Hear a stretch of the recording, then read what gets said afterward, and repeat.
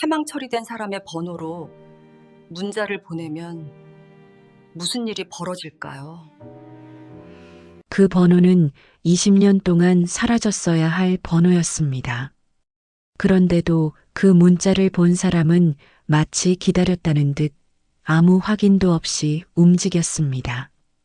그 선택 하나로 이미 끝났다고 믿었던 관계, 이미 정리됐다고 생각한 죽음, 이미 덮어두었던 진실이 모두 다시 열리기 시작했습니다. 이 선택이 어떤 결말로 이어졌는지 대부분의 사람들은 상상하지 못합니다. 나는 그때까지만 해도 내 인생에서 사망철이라는 단어가 내 일상이 될 줄 몰랐습니다. 그건 뉴스에서나 나오는 말이고 범죄 드라마에서나 쓰는 장치라고 생각했거든요. 그런데 그날 아주 사소한 실수처럼 보였던 한 통의 문자로 내 삶은 멈춰있던 20년 전으로 되감기기 시작했습니다. 나는 원래 신중한 편입니다. 특히 번호 하나, 문장 하나를 남기기 전에 2번씩 확인하는 성격이었어요. 그런데 그날은 이상하게도 확인이라는 단계를 건너뛰었습니다. 정신이 없었다고 말하면 변명 같고 무슨 일에 홀린 것처럼 손이 먼저 움직였다고 해야 더 맞을 겁니다. 내 손가락이 입력한 번호는 내 연락처 어디에도 저장되어 있지 않았고 내 기억 속에서도 이미 지워졌어야 했습니다. 하지만 숫자 몇 개가 묘하게 익숙했습니다.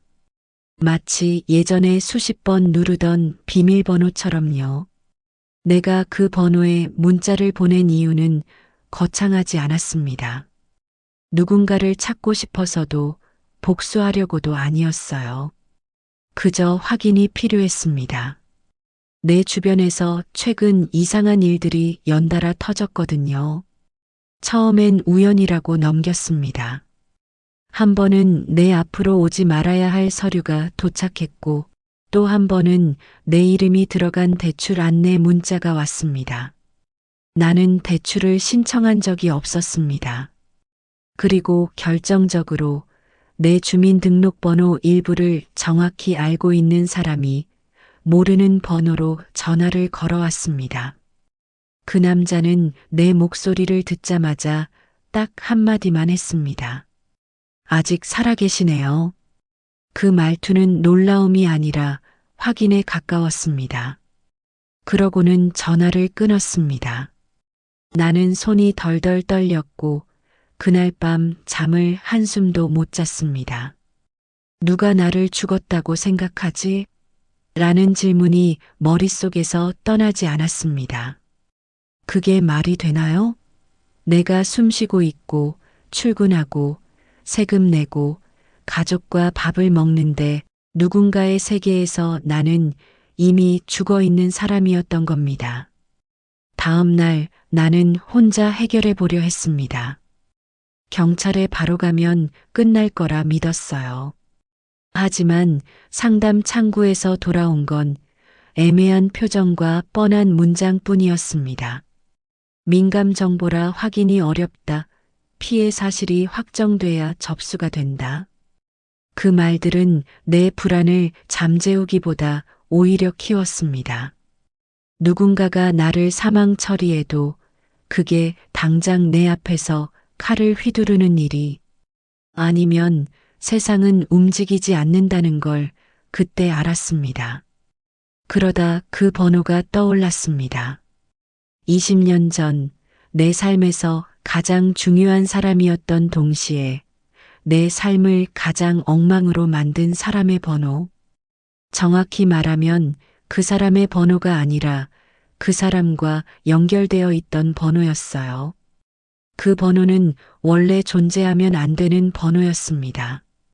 사건이 끝난 뒤 기록에서도 사라졌고 내 기억에서도 지워졌고 주변 사람들 입에서도 금기처럼 사라졌어야 했습니다. 그런데도 내 손가락은 그 번호를 입력하고 있었습니다. 문자를 쓰는 데는 5초도 걸리지 않았습니다. 나야. 지금 이거 너 맞아? 딱 그 문장. 설명도 사연도 감정도 뺐습니다. 괜히 길게 쓰면 내가 약해 보일까봐. 아니, 그보다 더 무서운 건 상대가 아무것도 모른다고 잡아떼는 상황이었습니다. 나는 그걸 견딜 자신이 없었습니다. 그런데 더 놀라운 건 답장이 아니라 반응이었습니다. 내 문자를 받은 사람은 답장을 보내지 않았습니다. 대신 움직였습니다. 문자 보낸 지 3분도 안 돼서 내 주변이 달라졌습니다. 내가 살고 있는 동네 골목에 며칠 전부터 가끔 보이던 낯선 차가 그날은 정확히 내 집 앞에 멈췄고 낮에 한 번도 켜지지 않던 건물 현관등이 반짝 켜졌다 꺼졌습니다. 마치 누군가에게 신호를 준 것처럼요. 그리고 그날 저녁 내가 늘 가던 마트에서 장을 보는데 계산대 옆에서 일하던 직원이 내 얼굴을 보고 손을 멈추더니 잠깐 뒤쪽으로 들어갔습니다. 아무 말도 없이요. 나는 괜히 심장이 빨라졌습니다. 내가 뭘 했지? 내가 왜 이런 시선을 받아야 하지? 속으로 되뇌는데 한 남자가 내 뒤에 섰습니다. 아주 가까이 숨소리가 느껴질 만큼 그 남자는 내 귀에 대고 낮게 말했습니다. 버스 아직 안 탔죠? 나는 그 자리에서 몸이 굳었습니다. 버스? 그 단어는 내가 일부러 잊고 살던 단어였습니다. 나와 상관없어졌다고 믿었던 단어. 그런데 지금 내 등 뒤에서 그 단어를 꺼내는 사람이 있다는 건 내 과거가 누군가에게는 아직 현재라는 뜻이었습니다. 나는 겨우 고개를 돌려 그 남자를 봤습니다. 얼굴은 처음 보는 얼굴이었지만 눈빛은 낯설지 않았습니다. 마치 오래전부터 내 반응을 연구한 사람처럼 내가 어떤 표정을 지을지 이미 알고 있는 눈빛. 그 남자는 아무렇지 않게 카트를 밀며 내 옆으로 지나가더니 계산도 하지 않고 마트 출입문 밖으로 나갔습니다. 그리고 밖에서 한번 뒤돌아봤습니다. 그 짧은 시선 하나에 내 속이 싸늘하게 식었습니다. 집에 돌아와 문을 잠그고 커튼을 닫고 휴대폰을 쥔 채 바닥에 앉았습니다. 그리고 그때 알았습니다. 내가 보낸 그 문자 한 통은 대화가 아니라 신호탄이었다는 걸요. 누군가가 기다리던 신호, 누군가가 숨겨두었던 판을 다시 여는 신호. 그날 밤 내 휴대폰은 다시 울렸습니다. 이번엔 아까 그 번호가 아니었습니다. 처음 보는 번호. 하지만 메시지 내용은 단 한 줄이었습니다. 탑승 명단 다시 열렸습니다. 그 순간 내 머릿속에 오래전 장면이 번개처럼 스쳤습니다. 사람들, 같은 방향, 같은 표정, 그리고 버스. 그 버스에 탔던 사람들이 왜 어떻게 감옥에 갔는지, 그 일이 왜 내 인생을 이렇게까지 망가뜨렸는지. 나는 아직 말할 준비가 없습니다. 하지만 하나는 분명했습니다. 누군가는 그 일을 끝났다고 생각하지 않았고, 누군가는 그 일을 정리하지 않았으며, 누군가는 그 진실을 덮어두지 않았습니다. 그리고 이제 그 진실이 내 이름을 부르기 시작했습니다. 그날 이후로 나는 확신하게 됐습니다. 이건 우연이 아니라는 걸요. 그리고 더 무서운 건 나만 모른 채 살아왔다는 사실이었습니다. 사람들은 흔히 과거는 지나가면 끝난다고 말합니다. 시간이 해결해 준다고도 하죠. 하지만 어떤 과거는 일부러 묻어두지 않으면 절대 끝나지 않습니다. 누군가의 삶 위에 억지로 덮어놓은 사건, 기록에서 지워버린 이름, 그리고 사망 처리라는 가장 간단한 방법으로 정리해버린 존재들. 그 모든 것들이 다시 움직이기 시작하면 그건 개인의 문제가 아니라 구조의 문제였습니다. 나는 내 인생이 그렇게까지 복잡한 줄 몰랐습니다. 그냥 참고 살면 되는 줄 알았고, 조금 손해보고, 조금 억울해도 조용히 지나가면 된다고 생각했습니다. 실제로 그렇게 살아왔고요. 문제를 키우지 않는 게 어른이라고 믿었으니까요. 하지만 누군가는 그 태도를 너무 잘 이용했습니다. 내가 말하지 않는다는 걸, 내가 신고하지 않는다는 걸, 내가 끝났다고 생각하면 정말 끝난다고 믿는다는 걸요. 그날 마트에서 들었던 그 한마디, 버스 아직 안 탔죠? 그 말은 경고가 아니었습니다. 확인이었습니다. 아직 내가 판 안으로 완전히 들어오지 않았다는 걸 우리는 알고 있다는 뜻. 그리고 동시에 들어오게 만들 방법도 알고 있다는 의미였습니다. 며칠 동안 나는 아무 일도 하지 않은 척 살았습니다. 출근했고, 퇴근했고, 사람들과 평소처럼 인사를 나눴습니다. 하지만 모든 행동을 누군가가 지켜보고 있다는 느낌은 사라지지 않았습니다. 우연히 엘리베이터에서 마주친 사람의 시선, 회사 앞에 잠깐 서 있다 떠난 검은 차, 모르는 번호로 걸려오는 짧은 무응답 전화들.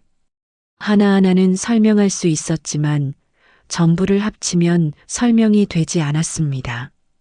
나는 결국 오래된 서류 상자를 꺼냈습니다. 일부러 보지 않으려고 집 안가장 안쪽에 밀어 넣어둔 상자였습니다.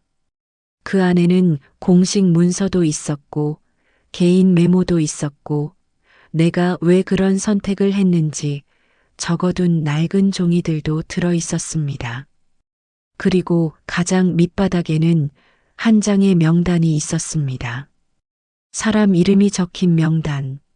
모두 같은 날, 같은 장소, 같은 이동수단을 이용했던 사람들의 이름이었습니다. 그 명단을 보는 순간 손끝이 차가워졌습니다. 이미 몇몇 이름은 줄이 그어져 있었고 옆에는 짧은 메모가 붙어 있었습니다. 수감, 이송, 사망. 그 중 하나가 내 이름이었습니다. 나는 그때서야 이해했습니다. 왜 누군가가 나를 이미 죽은 사람으로 처리했는지, 왜 기록에서 내 흔적이 어설프게 지워졌는지, 그리고 왜 그 번호가 아직 살아 있었는지. 그 번호는 사람이 아니라 시스템이었습니다. 사람을 태우고 내리고 지우는 시스템. 그리고 그 시스템은 아직 끝나지 않았습니다. 내가 보낸 문자 한 통은 그 시스템에 다시 시작해도 된다는 신호였던 겁니다. 그걸 받아본 사람은 놀라지 않았습니다. 분노하지도 않았고요. 오히려 준비가 끝났다는 듯 움직였습니다. 왜냐하면 그들은 오래전부터 이 판이 다시 열릴 날을 기다리고 있었기 때문입니다. 그날 밤 나는 다시 한번 휴대폰을 들었습니다. 이번엔 떨지 않았습니다. 도망칠 생각도 없었습니다. 이미 도망쳐봤고 그 끝이 사망 처리였으니까요. 나는 이제 알아야 했습니다. 왜 그날 그 버스에 탔던 사람들이 하나둘 감옥으로 향했는지, 왜 나는 그 명단에서 예외가 되었는지, 그리고 누가 이 모든 걸 정리하는 척하며 실제로는 조종하고 있었는지. 문자를 보내지는 않았습니다. 대신 기다렸습니다. 그리고 예상대로 먼저 연락이 왔습니다. 다음 단계로 가시죠. 그 문장을 보는 순간 나는 알았습니다. 이제 더 이상 구경꾼은 아니라는 걸, 이 판의 한가운데로 들어가야만 살아남을 수 있다는 걸, 다음 단계로 가시죠. 그 문장은 질문이 아니었습니다. 선택지도 아니었고요. 이미 정해진 수순처럼 느껴졌습니다. 마치 내가 그 문자를 받을 순간까지 모든 게 계획돼 있었다는 듯이요. 나는 답장을 보내지 않았습니다. 보내지 않아도 된다는 걸 그들도 알고 있을 거라 생각했거든요. 침묵조차 하나의 신호가 되는 판이라는 걸 이제는 알았습니다. 그날 이후 세상은 나를 대하는 태도를 미묘하게 바꿨습니다. 회사에서는 갑자기 내 업무에서 손을 떼라는 지시가 내려왔고 이유는 설명되지 않았습니다. 은행에서는 내가 신청한 적 없는 계좌가 정리 대상에 올랐다는 연락이 왔고 관공서에서는 이미 처리된 사안이라는 말만 반복했습니다. 나는 점점 살아있지만 존재하지 않는 사람이 되어가고 있었습니다. 가장 이상했던 건 주변 사람들의 반응이었습니다. 나를 오래 알던 사람들조차 어느 순간부터는 내 이야기를 피했습니다. 눈을 마주치지 않았고 말을 줄였고 함께 있던 자리를 먼저 떴습니다. 그들 중 몇 명은 나중에 술에 취해 이렇게 말했습니다. 괜히 엮이면 안 될 것 같아서. 그 말은 내가 위험해서가 아니라 나와 연결된 무언가가 위험하다는 뜻처럼 들렸습니다. 며칠 뒤 나는 초대를 받았습니다. 장소도 시간도 정확히 적혀 있지 않은 메시지였습니다. 대신 딱 하나의 조건만 적혀 있었습니다. 혼자 올 것. 그 문장을 보는 순간 오래전 기억 하나가 떠올랐습니다. 버스에 타기 전 같은 말을 들었던 날. 그때도 이유는 설명되지 않았고 선택지는 없었습니다. 그저 타면 된다는 암묵적인 규칙만 있었죠. 나는 그 초대를 거절하지 않았습니다. 거절할 수 없다는 걸 알았기 때문입니다. 이미 내 이름이 명단에 적힌 순간부터 나는 빠져나올 수 없는 경로 위에 올라와 있었습니다. 다만 이번에는 예전처럼 아무것도 모른 채 끌려가지 않겠다고 마음먹었을 뿐입니다. 약속된 날, 약속된 장소는 생각보다 평범했습니다. 화려하지도 비밀스럽지도 않은 건물. 오히려 너무 일상적이라서 여기가 맞나 싶을 정도였습니다. 그 안에는 나 말고도 몇 사람이 더 있었습니다. 모두 처음 보는 얼굴들이었지만 이상하게도 서로를 오래 알고 지낸 사람들처럼 조용히 앉아 있었습니다. 말은 없었지만 공기는 묵직했습니다. 그중 한 사람이 천천히 입을 열었습니다. 우리는 선택받은 사람들이 아닙니다. 그 말에 나는 고개를 들었습니다. 그는 내 시선을 피하지 않았습니다. 우리는 선택당한 사람들이죠. 그들은 하나씩 이야기를 꺼내기 시작했습니다. 누구는 사고로, 누구는 서류 한 장으로, 누구는 누군가의 결정으로 인생이 뒤집혔다고 했습니다. 공통점이 하나 있었습니다. 모두 어느 날을 기점으로 이미 끝난 사람이 되어 있었다는 것. 살아는 있지만 시스템 안에서는 정리된 존재. 그래서 누구도 책임지지 않았고 누구도 보호하지 않았습니다. 그 자리에서 나는 처음으로 깨달았습니다. 그 버스는 단순한 이동수단이 아니었습니다. 사람을 한꺼번에 태워서 한꺼번에 처리하는 방식. 누군가는 이 방법이 가장 효율적이라고 판단했고 누군가는 그 판단에 박수를 쳤습니다.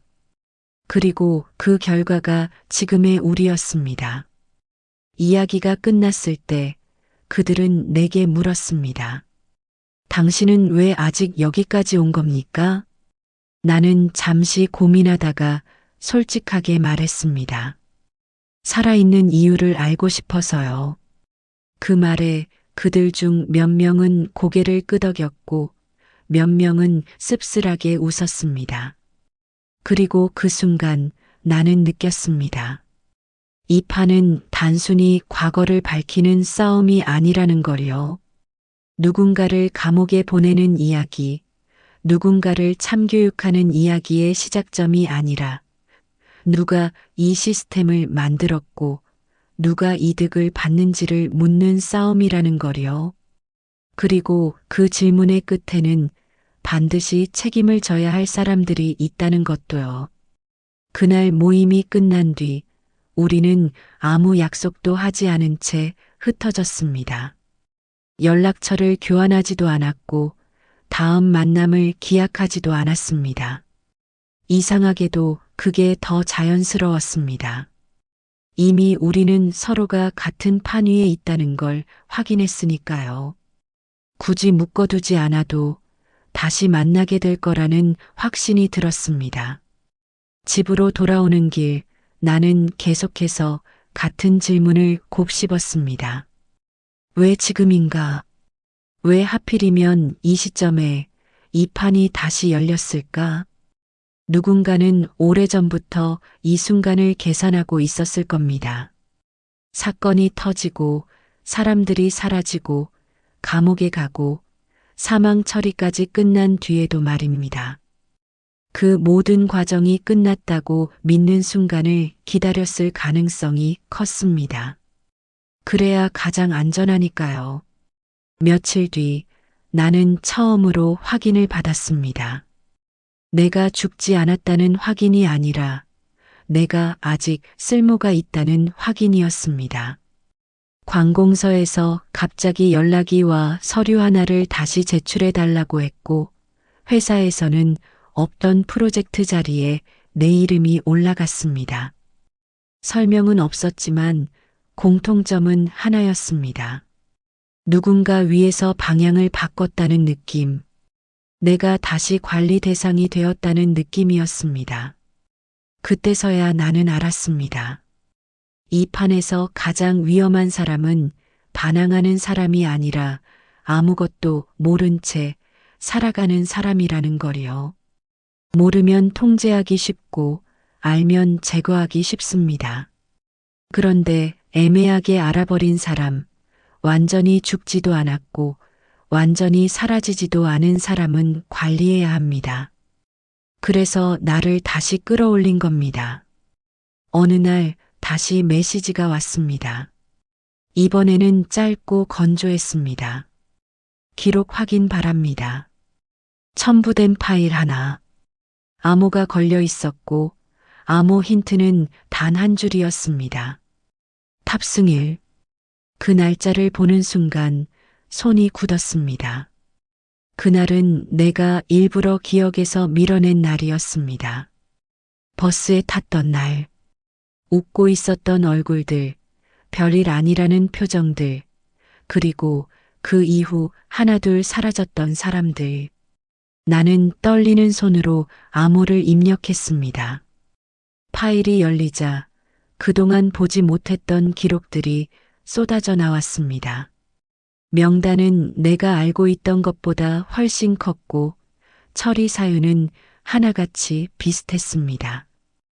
효율성, 리스크 관리, 사회적 비용 절감.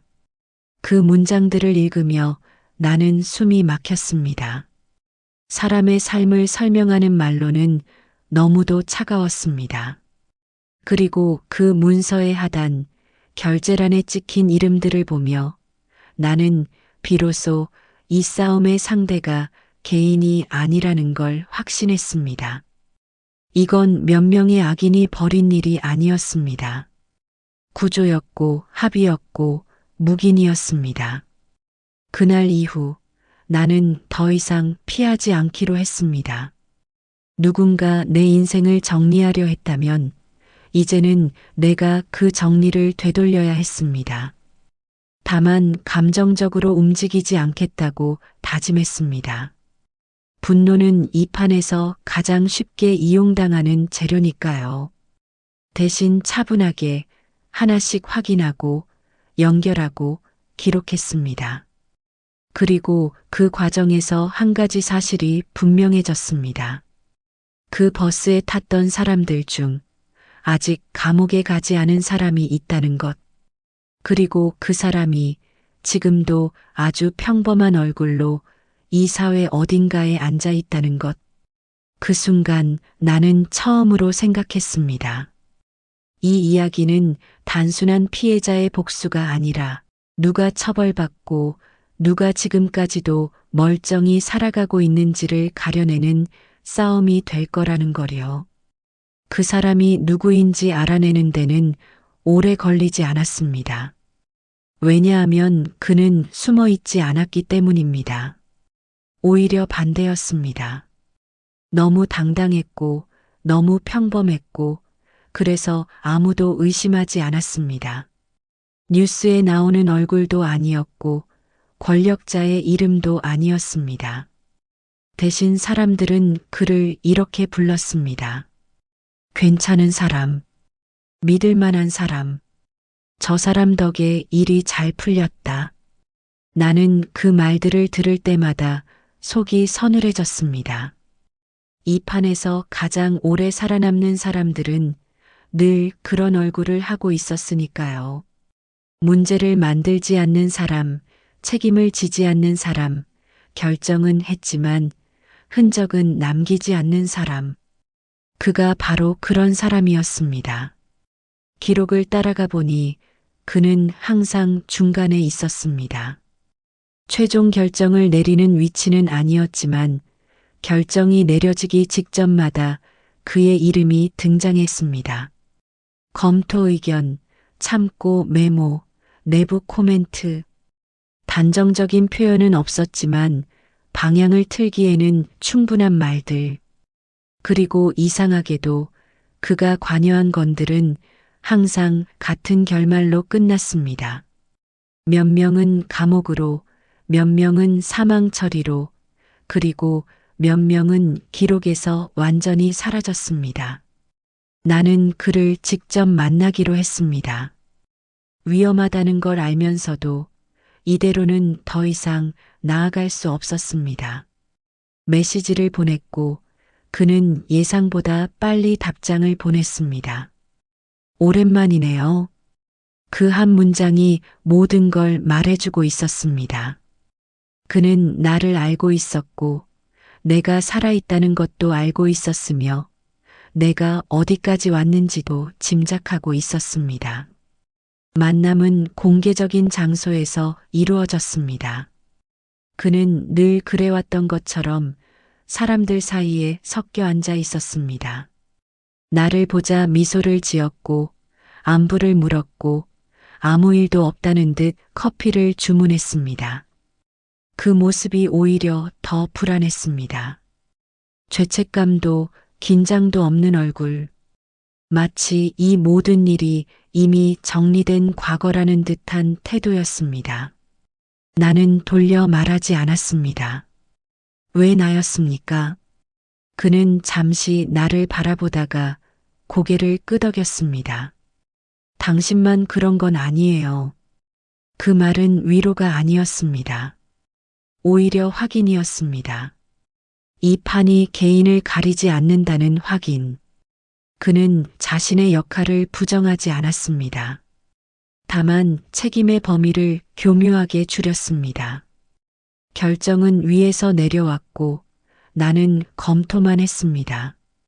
법적으로 문제될 건 없어요. 그때 기준으로는 최선이었습니다. 그 말들은 어디서 많이 들어본 말들이었습니다. 뉴스에서, 청문회에서, 그리고 판결문에서. 나는 그제야 깨달았습니다.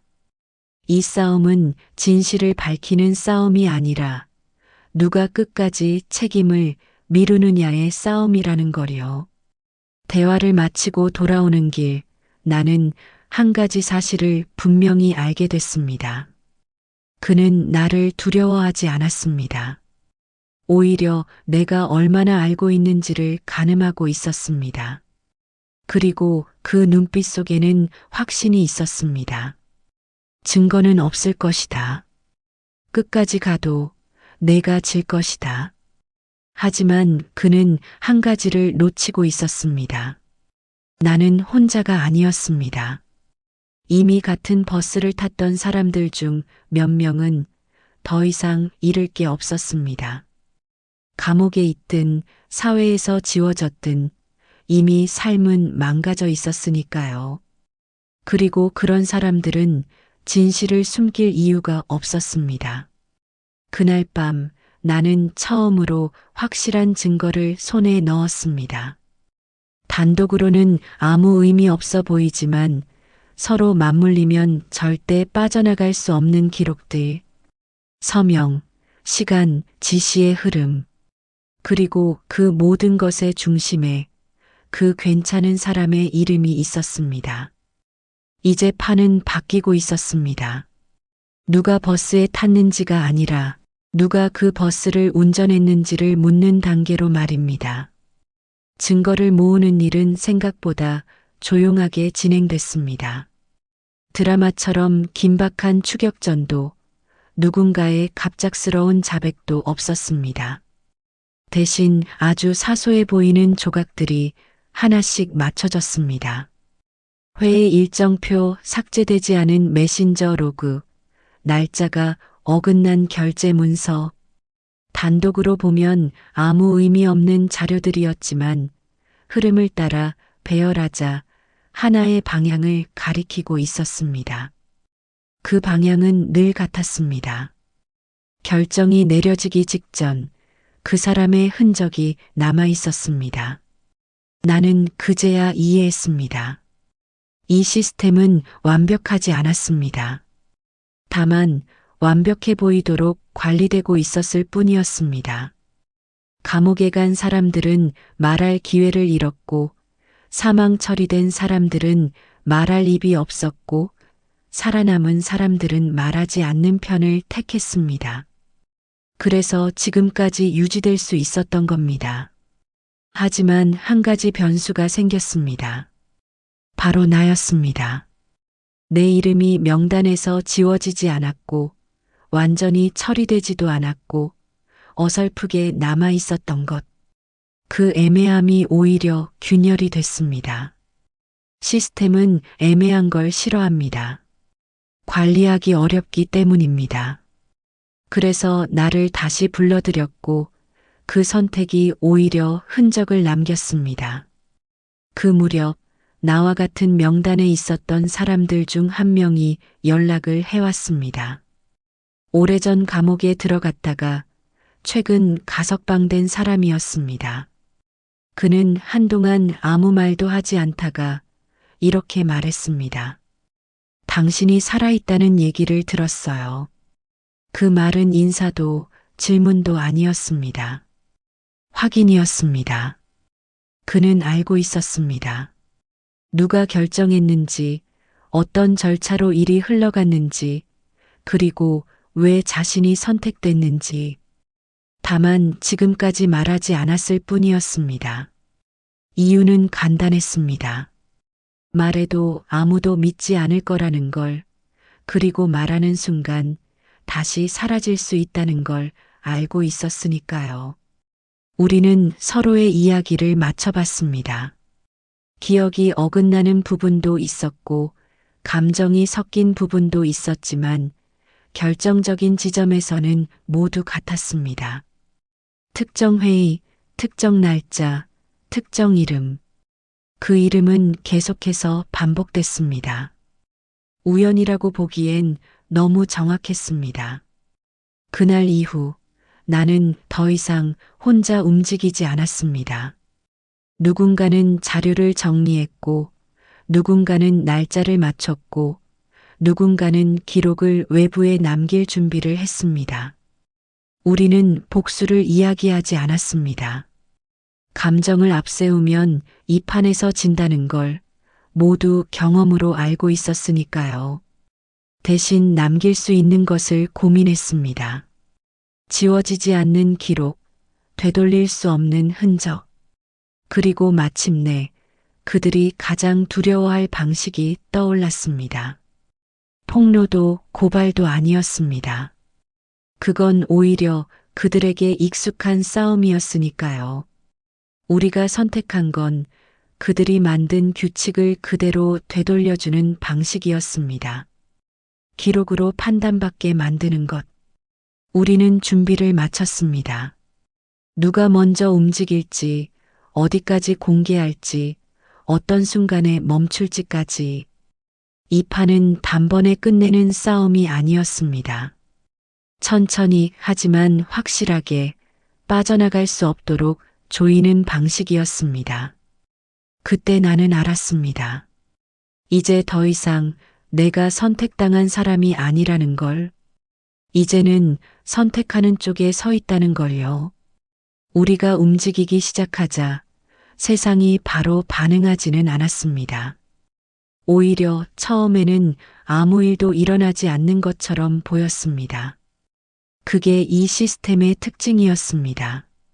문제를 감지하면 바로 대응하는 게 아니라 무시할 수 있는지부터 계산합니다. 소란이 커질지, 잠깐의 잡음으로 끝날지, 아니면 알아서 사라질지를요. 하지만 계산은 오래가지 않았습니다. 누군가 조용히 다가와 물었기 때문입니다. 이 자료 어디까지 있는 겁니까? 그 질문을 들었을 때 나는 속으로 확신했습니다. 이미 늦었다는 걸요. 우리가 가진 건 일부가 아니라 흐름 전체였고 그들은 그 사실을 눈치챘습니다. 그날 이후로 주변이 다시 바빠지기 시작했습니다. 갑자기 회의가 늘었고 이미 끝난 사안이 다시 검토 대상에 올랐습니다. 나와 직접적인 관련이 없는 것처럼 보이던 사람들까지 하나둘 연락을 해왔습니다. 모두 같은 말을 했습니다. 괜히 일 키우지 말자. 지금이라도 정리하면 서로 편해진다. 그 말 속에는 늘 같은 전제가 깔려 있었습니다. 우리가 정리해 줄 수 있다. 하지만 나는 이제 압니다. 그들이 말하는 정리는 늘 사람을 정리하는 방식이라는 거요. 그 괜찮은 사람도 다시 움직이기 시작했습니다. 예전처럼 직접 나서지는 않았습니다. 대신 주변을 통해 압박을 넣었습니다. 일이 막히고 일정이 꼬이고 이유 없이 불이익이 생겼습니다. 겉으로 보면 우연처럼 보였지만 방향은 정확히 나를 향하고 있었습니다. 아직도 버티네. 그가 흘리듯 던진 말이 누군가의 입을 통해 전해졌습니다. 그때 예상하지 못한 변수가 생겼습니다. 우리 중 한 명이 먼저 움직인 겁니다. 기다리기로 했던 약속을 깨고 개인적으로 자료를 제출해 버렸습니다. 순간 모든 계획이 흔들렸습니다. 타이밍이 어긋났고 준비되지 않은 방향으로 판이 열렸습니다. 나 역시 불안해졌습니다. 이러다 다 망치는 건 아닐까 하는 생각이 들었습니다. 하지만 결과는 정반대였습니다. 그 작은 균열 하나가 시스템 전체를 흔들었습니다. 그들은 처음으로 공개적인 대응을 해야 했고, 말이 바뀌었고, 설명이 꼬였습니다. 기록과 발언이 어긋나기 시작하자 더 이상 문제 없다는 말로는 버틸 수 없게 됐습니다. 그동안 조용히 덮여있던 이름들이 다시 수면 위로 떠올랐고 감옥에 갔던 사람들의 사건이 재조명되기 시작했습니다. 나는 그제야 알았습니다. 이 싸움에서 가장 강력한 무기는 완벽한 계획이 아니라 예상 밖의 진실이라는 걸요. 그날 밤 나는 다시 메시지를 받았습니다. 이번엔 협박도 회유도 아니었습니다. 아주 짧은 문장이었습니다. 조사 들어갑니다. 그 문장을 보는 순간 나는 숨을 길게 내쉬었습니다. 이제 돌아갈 수 없다는 걸, 그리고 이 판이 끝을 향해 가고 있다는 걸 분명히 느꼈습니다. 조사 들어갑니다. 그 문장은 생각보다 조용히 세상에 퍼졌습니다. 대대적인 발표도 속보도 없었습니다. 대신 내부 문서 하나가 움직였고 담당자가 바뀌었고 질문의 방향이 달라졌습니다. 그게 시작이라는 걸 이 판에 있었던 사람들은 모두 알아봤습니다. 진짜 조사는 늘 그렇게 시작됐으니까요. 처음에는 다들 말을 아꼈습니다. 조사라는 단어 앞에서는 누구나 조심스러워집니다. 특히 그동안 아무 문제 없이 살아왔던 사람일수록 더 그렇습니다. 하지만 기록은 거짓말을 하지 않았습니다. 질문이 쌓일수록 답변은 점점 어긋났고 그 어긋남은 새로운 질문을 불러왔습니다. 그리고 그 질문의 끝에는 늘 같은 이름들이 남았습니다. 그 괜찮은 사람은 여전히 침착해 보였습니다. 외부에서는 아무 일도 없다는 듯 일상을 유지했고 주변 사람들에게는 오해가 풀릴 일이라고 말하고 다녔습니다. 하지만 그의 움직임은 달라졌습니다. 갑자기 오래된 자료를 찾기 시작했고 이미 정리됐다고 믿었던 관계들을 다시 불러냈습니다. 지워야 할 흔적이 아직 남아있다는 걸 그도 알고 있었던 겁니다. 조사가 본격화되자 감옥에 갔던 사람들 중 몇 명이 다시 불려나왔습니다. 참고인이라는 이름으로, 증인이라는 이름으로. 그들은 처음엔 말을 아꼈지만 기록을 하나씩 마주하는 순간 표정이 달라졌습니다. 기억나지 않는다고 말하던 일들이 문서 앞에서는 더 이상 부정할 수 없게 됐습니다. 그리고 그때부터 진술은 조금씩 달라지기 시작했습니다. 나는 조사실 밖에서 기다리며 생각했습니다. 이 판이 여기까지 온 이유는 누군가 용기를 냈기 때문이 아니라 너무 많은 사람들이 침묵했기 때문이라는 걸요. 그 침묵이 쌓여 시스템이 됐고 그 시스템이 사람을 삼켰습니다. 며칠 뒤 처음으로 이름이 바뀌었습니다. 참고인에서 피의자로. 그 한 단어의 변화는 그동안 누구도 책임지지 않던 판이 이제 방향을 틀었다는 신호였습니다. 주변의 공기는 순식간에 달라졌습니다. 전에는 전화를 받지 않던 사람들이 먼저 연락을 해왔고 만나자는 요청이 이어졌습니다. 모두가 한 발 늦었다는 걸 느낀 겁니다. 그날 밤 나는 혼자 앉아 오래된 명단을 다시 펼쳤습니다.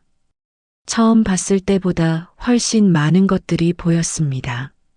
줄이 그어진 이름들, 메모 하나 없이 사라진 이름들, 그리고 이제야 의미를 드러내는 날짜들. 이 싸움이 끝나면 모두가 제자리로 돌아갈 수 있을까? 아니면 누군가는 끝까지 빠져나갈까? 그건 아직 알 수 없었습니다. 하지만 한 가지는 분명했습니다. 이제 이 이야기는 조용히 묻히지 않을 거라는 것. 누군가는 감옥으로, 누군가는 기록으로 남게 될 거라는 것. 그리고 그 중심에 더 이상 괜찮은 사람으로 불릴 수 없는 이름이 분명히 서 있다는 사실이었습니다. 조사가 깊어질수록 그들의 태도는 눈에 띄게 달라졌습니다. 처음에는 오해였고 그 다음에는 관행이었으며 마지막에는 기억이 나지 않는다로 바뀌었습니다. 말은 부드러웠지만 방향은 늘 같았습니다. 책임을 밀어내는 쪽으로요. 누구도 결정하지 않았고 누구도 지시하지 않았으며 모두가 그렇게 흘러갔다고 말했습니다. 하지만 기록은 달랐습니다. 날짜와 서명, 회의의 흐름은 거짓말을 하지 않았습니다. 질문이 구체해질수록 답변은 짧아졌고 표정은 굳어졌습니다. 그 괜찮은 사람은 끝까지 침착한 얼굴을 유지하려 했지만 한 장의 문서 앞에서 잠시 말을 잃었습니다. 사소해 보이는 메모 한 줄. 그 메모가 그날의 결정을 누구의 손으로 넘겼는지를 정확히 가리키고 있었기 때문입니다. 그 순간을 나는 잊지 못합니다. 변명 대신 침묵이 나왔고 침묵 대신 고개가 숙여졌습니다. 그는 처음으로 여기까지 올 줄은 몰랐다고 말했습니다. 그 말은 사과가 아니었습니다. 후회도 아니었고요. 그저 계산이 틀렸다는 인정이었습니다. 이 판이 조용히 끝날 거라고 믿었던 계산, 사람들은 끝까지 침묵할 거라는 계산, 기록은 결국 덮일 거라는 계산, 그 모든 것이 어긋났다는 걸 그는 그제야 받아들였습니다. 조사 결과는 차분하게 정리됐습니다. 자극적인 발표는 없었지만 결론은 명확했습니다. 누가 관여했고 누가 책임져야 하는지, 그리고 무엇보다 중요한 한 줄이 남았습니다. 고의성 인정. 그 한 줄로 이 싸움의 방향은 완전히 달라졌습니다.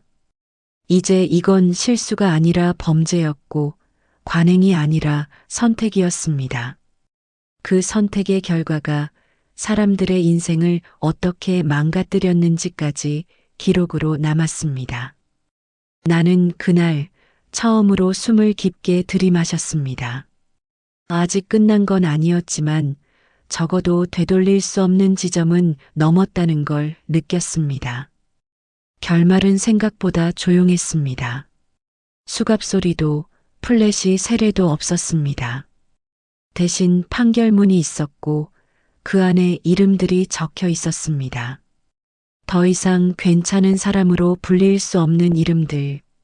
책임을 나눠 가졌다고 믿었던 사람들은 결국 각자의 몫을 받았습니다. 누군가는 감옥으로, 누군가는 자리에서 물러났고, 누군가는 평생 기록으로 남았습니다. 사람들은 물었습니다. 그래서 세상이 바뀌었나요? 나는 그 질문에 쉽게 답하지 못했습니다. 세상은 단번에 바뀌지 않습니다. 다만 되돌릴 수 없는 선은 하나 생깁니다. 그 선을 넘으면 예전처럼 아무 일도 없던 척 살 수는 없게 됩니다. 이번이 바로 그 선이었습니다. 버스에 탔던 사람들 중 일부는 여전히 상처를 안고 살고 있습니다. 감옥에 다녀온 사람도 있고 잃어버린 시간을 되찾지 못한 사람도 있습니다. 완벽한 보상은 없었습니다. 하지만 최소한 그들이 왜 그런 일을 겪었는지는 기록으로 남았습니다. 그게 이 싸움의 전부였습니다. 복수가 아니라 이유를 남기는 것. 나는 다시 평범한 일상으로 돌아왔습니다. 특별해진 건 없습니다. 다만 한 가지는 분명히 달라졌습니다. 누군가 내 인생을 정리하려 할 때, 이제는 조용히 사라지지 않겠다는 것. 그리고 이 이야기가 누군가에게는 경고로 남기를 바랄 뿐입니다. 시스템은 늘 효율을 말합니다. 하지만 효율을 앞세운 선택이 사람을 지우기 시작할 때, 그건 언젠가 반드시 되돌아옵니다. 늦게라도, 아주 늦게라도 말입니다. 이 선택의 끝에서 나는 확신합니다. 정의는 빠르지 않습니다. 하지만 끝내 오지 않는 법도 없습니다.